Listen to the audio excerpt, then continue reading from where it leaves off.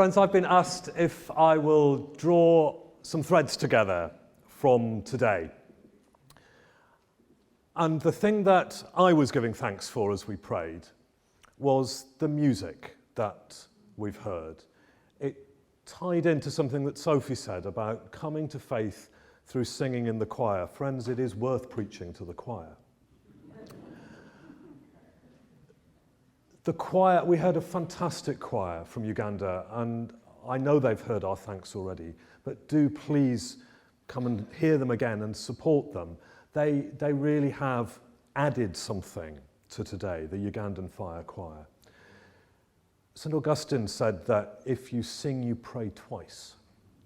And I think there's something true about that, because singing is so bodily. When we sing, we don't just use our minds and we don't just use our voices. If you sing, you're using the whole of your body. You're moving, you're breathing. It's really deep. It really goes through all of you. And if we're talking about growing faith, then I think we're talking about how all of us, how every part of ourselves, our bodies, our spirits, our minds can be given to God, and how we can grow ourselves as disciples and grow folk around us as disciples. So I want to stick with that image of the choir, and I want to offer you just 3 words coming out of that. And the first is about repertoire.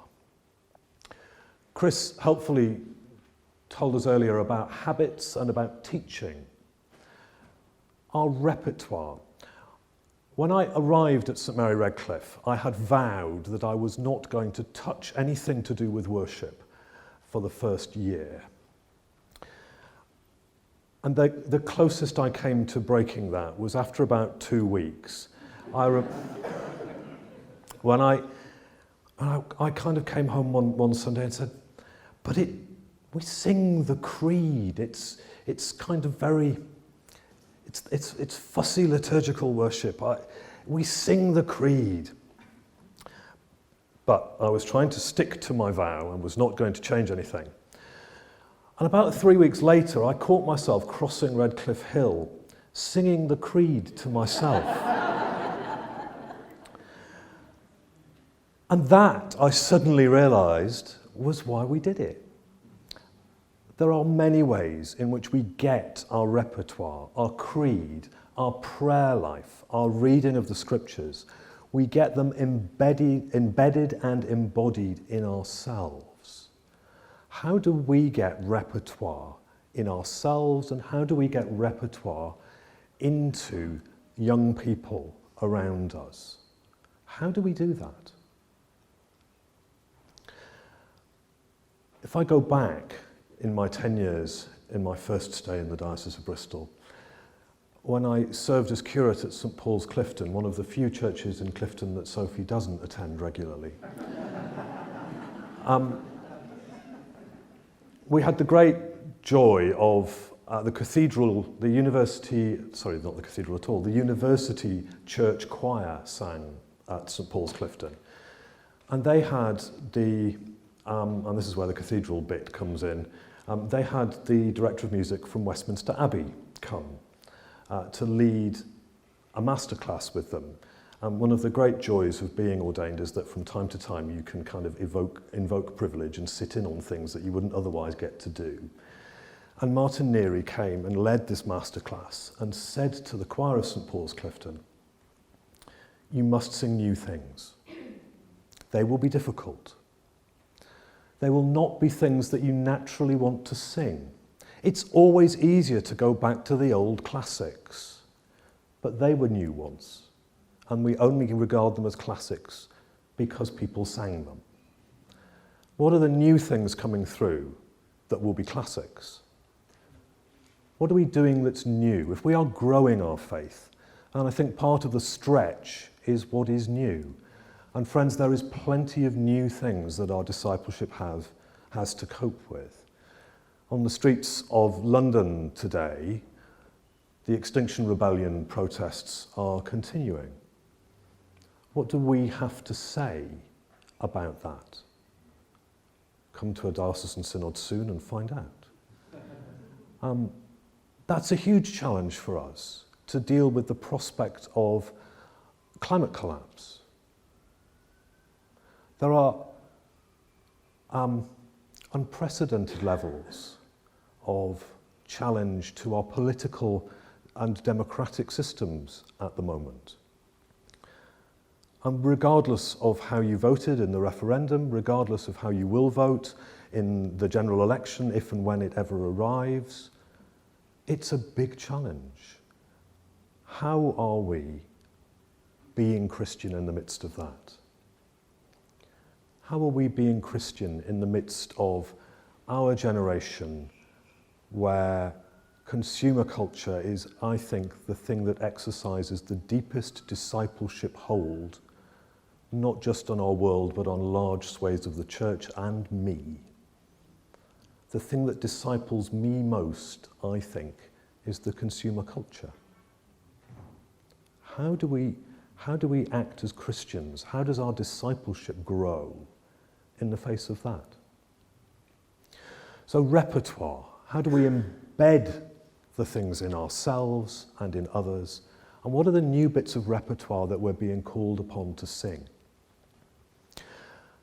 The second word I have for you is harmony. Choirs that sing in harmony make the most beautiful sound. Choirs that don't quite sing in harmony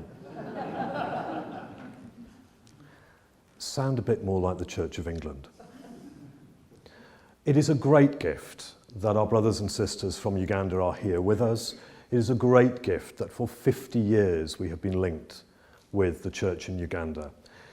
It is a great gift because we have lots to learn from you. Bishop Lee has already interjected some of that. We have much to learn from you. So thank you for being here. Thank you for being part of our story and our lives. The harmony that there is in the Christian church when different parts of the body work together. Whether that's across continents, whether that's across church traditions. And we need somehow to value the difference. I suspect, because I've talked to her about it, that Sophie wouldn't go to both Christ Church and to All Saints in Clifton if they both became kind of somewhere in the middle and more or less the same. What is joyful about it is that they are who they are, and that they each bring gifts. We each bring gifts. How do we be ourselves and bring those gifts without it becoming tribal, without it becoming my way is better than your way? I have, I think, discovered the abiding heresy of the Church of England, and it is this: you worship God in your way, and I'll worship him in his. It's marvellously Church of England because it seems so egalitarian, and it's really not. Friends, we mustn't become tribal. We must learn to receive and to give gifts to one another. How do we do that with all the difference that we have? So repertoire and harmony. And the last word I have for you is joy. Certainly my abiding memory of this morning as I arrived and sat down in what I hoped would be a safe seat was the joy coming from the stage as the choir sang. Music is a great gift of joy. Even in the midst of deep sadness, there can be a joy that wells up through music. It's one of the great gifts of music. Pope Francis, in his apostolic letter about evangelism, says that one of the great problems with evangelists in the church is that so few of them are joyful. And how can you commend the gospel without joy? In the Extinction Rebellion protests, one of the things that I have been most struck by is the beauty and the joy that there is in the heart of it. They They put on stages with bands playing. They have artwork. They do it all with a real sense of panache. Love them or loathe them. They're not dull, boring, well-meaning people. They're joyful, wholehearted people. Where is our joy? Where are we most joyful? How can we bring joy even to ordinary synods?